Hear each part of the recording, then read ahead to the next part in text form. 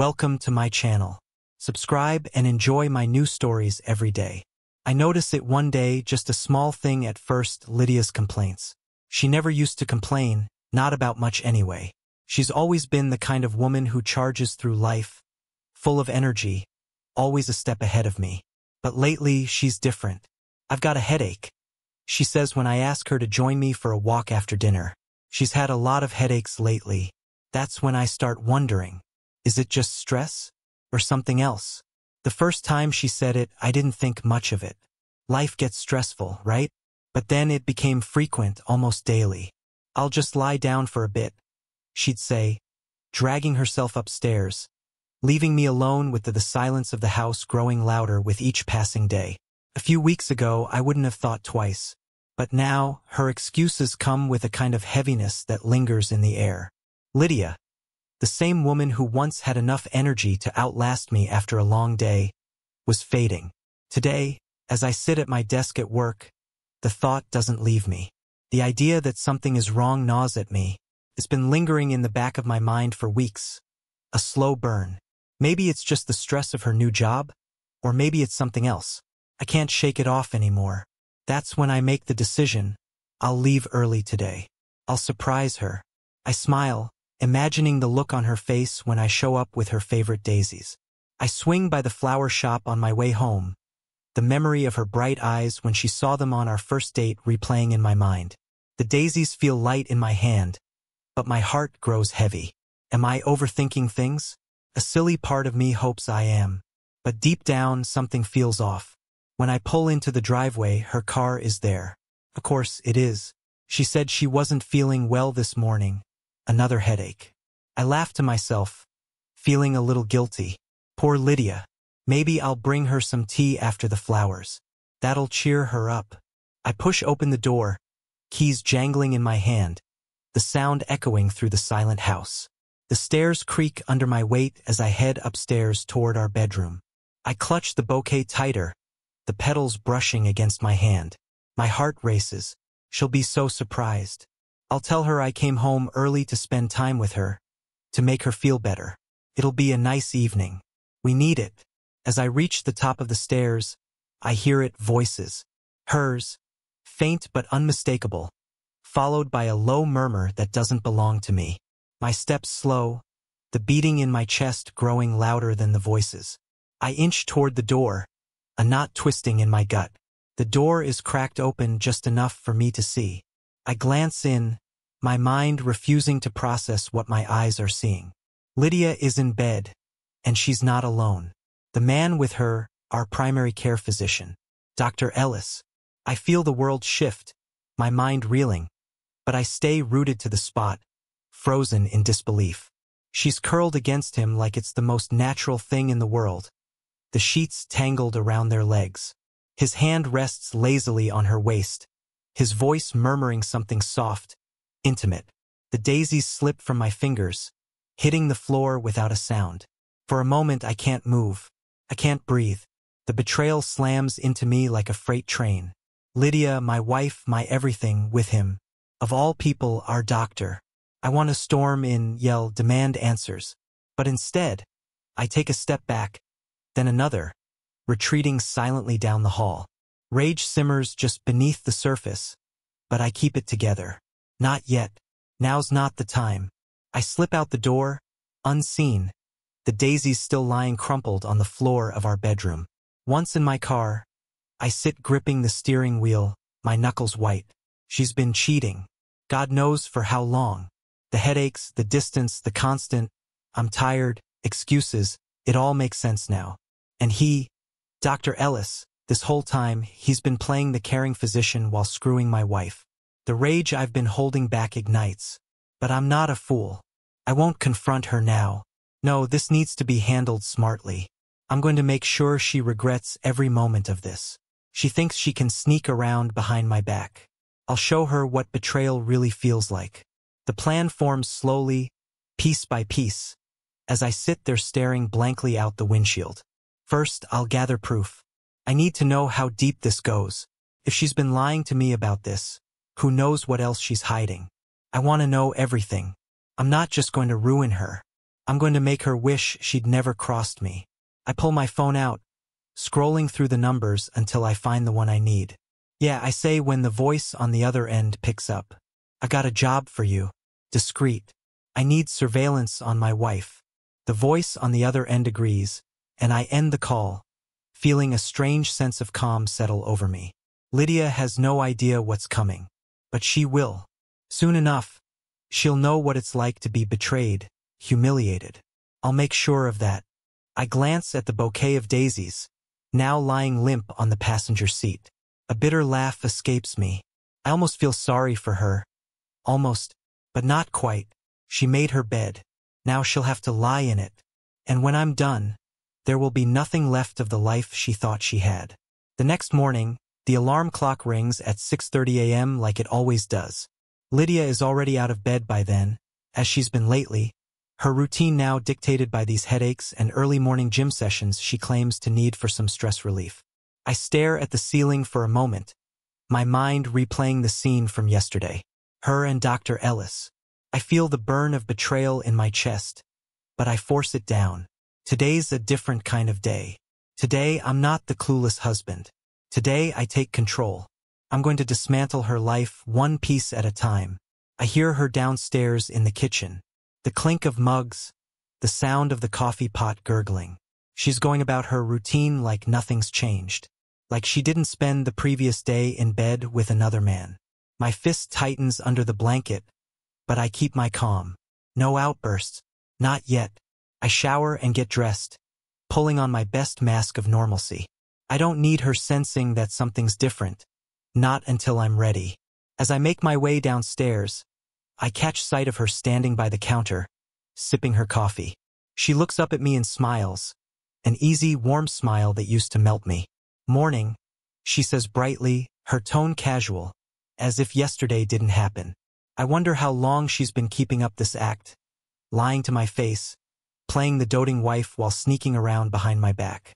I give her a nod and sit down at the kitchen table, reaching for the newspaper. The silence between us feels heavy, like a ticking bomb.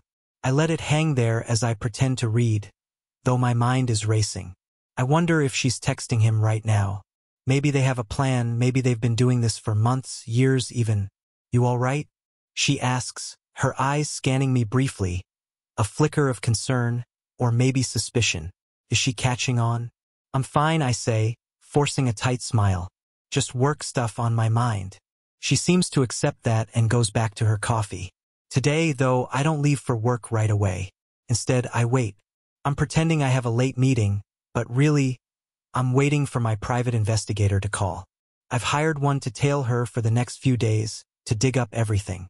She's not getting away with this. At 8:15 a.m., Lydia is pulling on her jacket, ready to head out.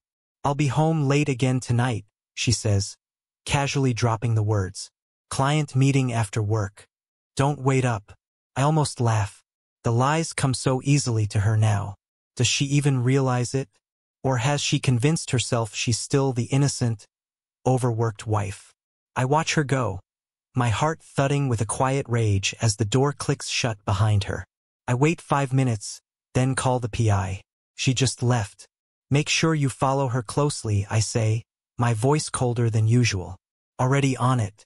I'll keep you posted, the PI responds, his voice professional and businesslike. I hang up and sit back, staring at the empty house around me. I used to love this place, our house. We built it together, filled it with memories. Now it feels like the walls are closing in, suffocating me with the weight of her lies.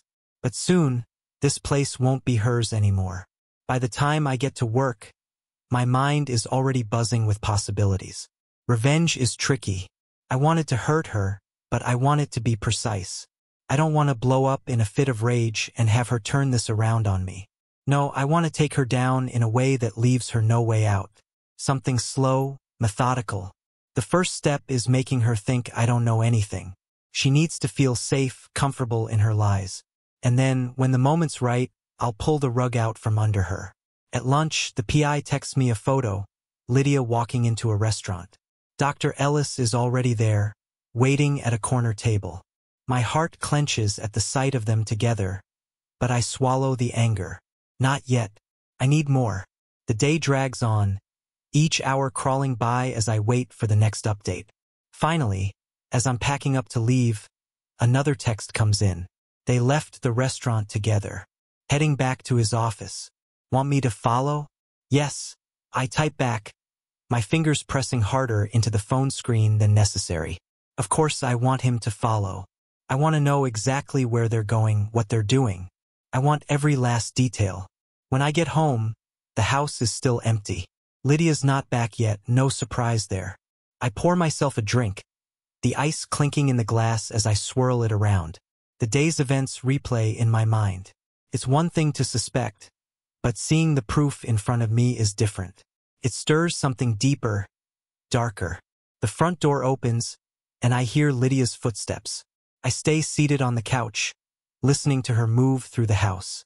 She doesn't come in to see me right away, and that's telling. Maybe she feels guilty. Maybe she's already thinking of how to explain her absence. Finally, she walks into the living room. Hey, she says, tossing her bag onto the chair. Long day. You? Yeah, I say, looking up at her with an easy smile. Same here. Work was a nightmare. She nods, rubbing her temples as if she's tired. But I see through it now. I know what she's been up to. I'm just waiting for the right moment to strike. You want to order in tonight? I ask as if everything is normal. That sounds good, she replies, sitting down across from me. I could use a break.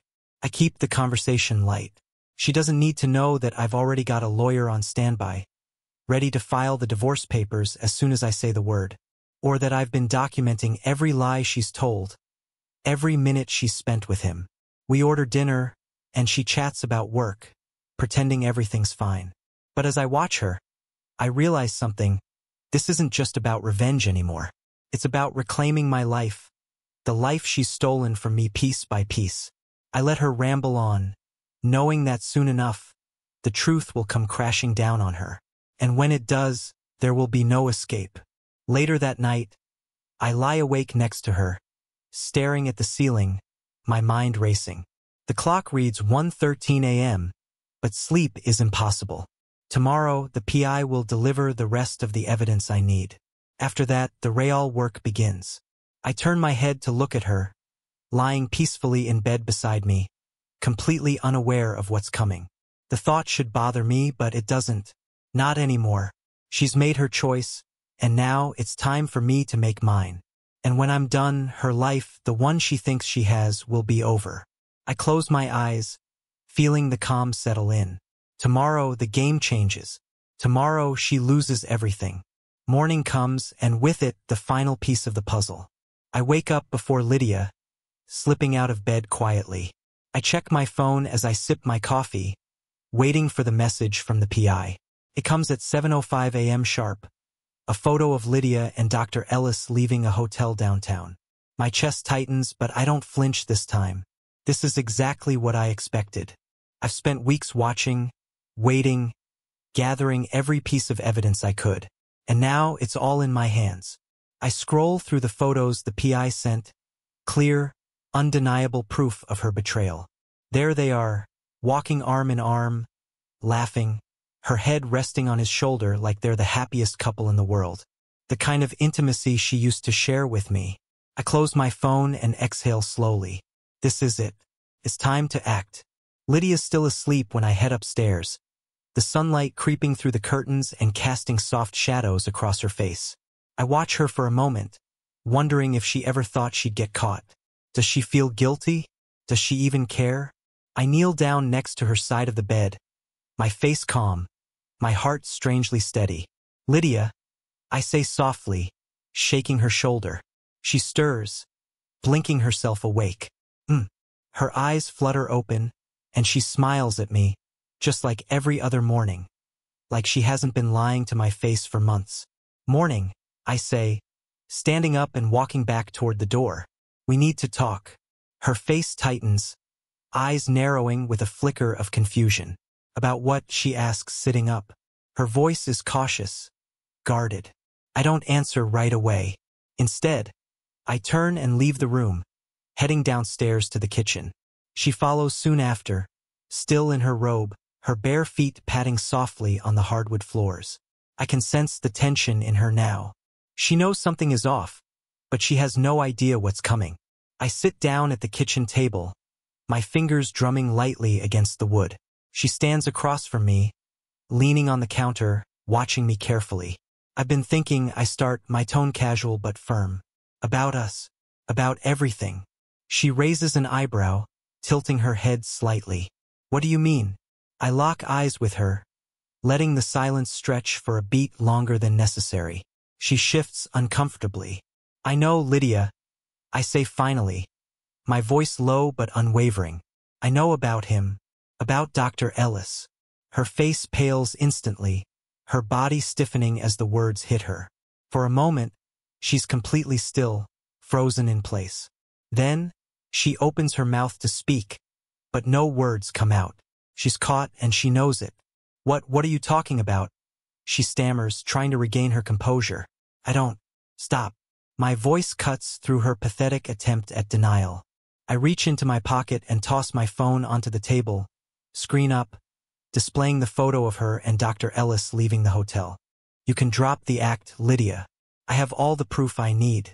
She stares at the phone, her eyes wide, mouth slightly open. The color drains from her face as the reality of the situation sinks in. It's not what it looks like. She starts, her voice trembling, but I'm already shaking my head. It's exactly what it looks like.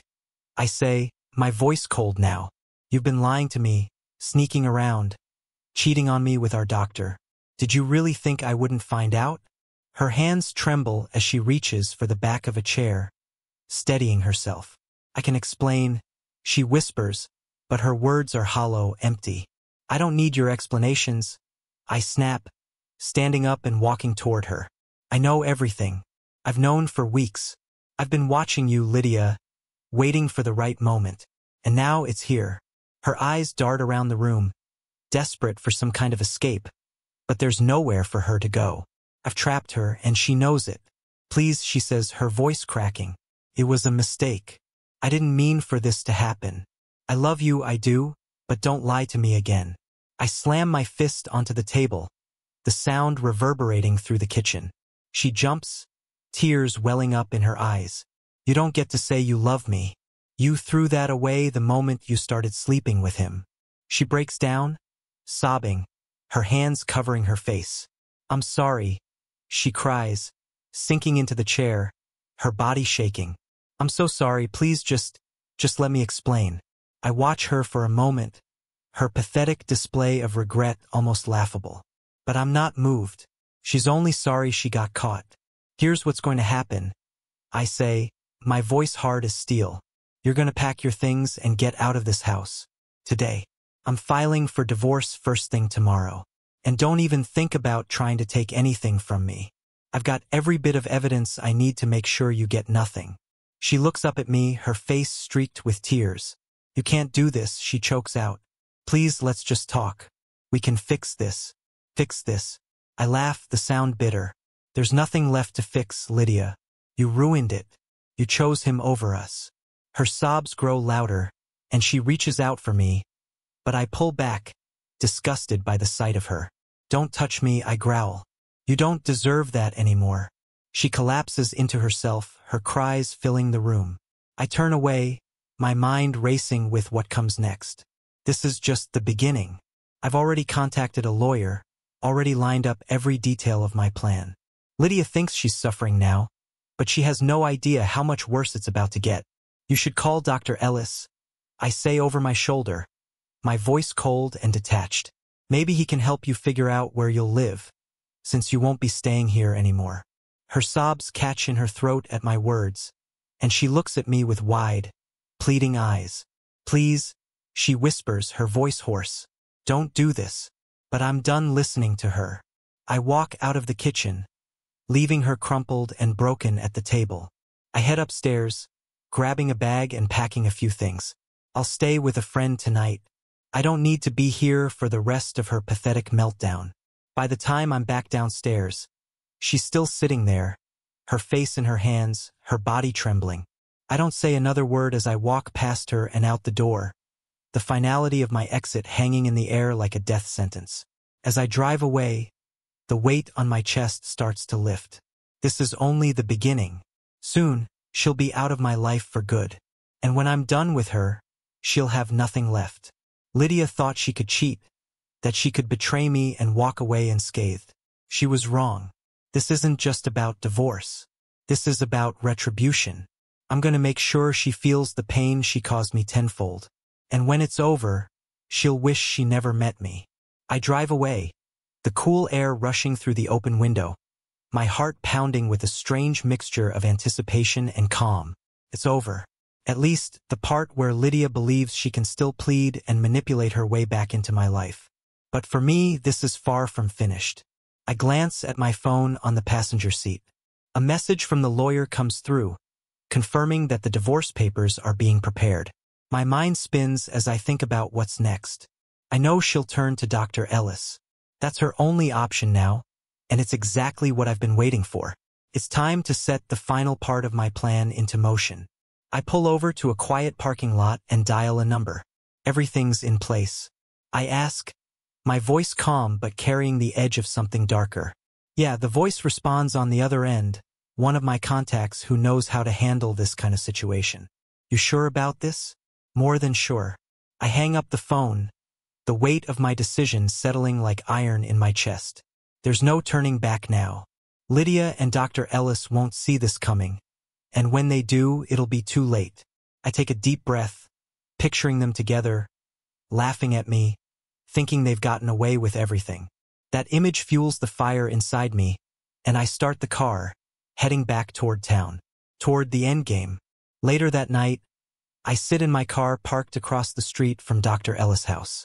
It's a modest suburban home, just like ours used to be, white picket fence, neat lawn, all the things that make it seem so normal, so perfect. But I know what's really going on behind those walls. And I know Lydia's inside. The PI had followed them from the hotel to here, and I received a fresh batch of photos. Lydia walking into his house, her head down, defeated. She's probably crying to him right now, playing the victim, telling him how I cruelly kicked her out. It makes me sick. My plan isn't just about ending our marriage, it's about ruining both of them. I want to leave them nothing but ashes. The street is quiet. No neighbors outside. No one to notice what's about to go down. I step out of the car, adjusting my coat, and walk toward Dr. Ellis' front door, the night concealing my approach. My hand tightens around the heavy wrench hidden inside my coat pocket. I'm not afraid. Not anymore. I knock on the door, calm, composed. After a few moments, the door opens, and there he is, Dr. Ellis, standing in front of me with a surprised look on his face. He doesn't recognize me at first, but then it clicks, and a flicker of panic crosses his eyes. You, he says, his voice unsure, like he's trying to figure out how to handle the situation. Me, I reply, my voice flat, emotionless. We need to talk. He steps back, uncertain, but before he can react, I push past him, into the house. His living room is exactly what I expect, clean, sterile, like his whole life is some kind of polished facade. I glance around quickly. Lydia's not in sight, but I can feel her presence here. She's close. What the hell are you doing here? Ellis asks, his voice gaining some strength as he follows me into the room. You can't just barge in like this. I turn to face him, feeling the adrenaline surge. I know what you've been doing with my wife, doctor. His face blanches, but he tries to maintain control. Listen, I don't know what you think. Don't insult me, I interrupt, my voice rising. I've seen the photos. I've had people following you, watching both of you. I know everything. For a second, Ellis looks like he's about to respond, to deny it all, but then he drops the pretense. His shoulders slump slightly. Look, man, it wasn't supposed to be like this. Before he can say another word, I step forward, shoving him hard against the wall. His body thuds against the plaster, and he gasps, eyes wide with fear. You're a doctor. I sneer, my face inches from his. You're supposed to help people. Instead, you've been screwing my wife behind my back. He tries to push me off, but I'm stronger, my rage fueling me. It's not, he struggles, but I slam him back again. this time harder. Not what? What excuse are you going to use, Ellis? That it was just sex? That it just happened? His eyes are wide, his breathing rapid. For all the confidence he had when he thought he was untouchable, now he's nothing more than a coward. Just like Lydia.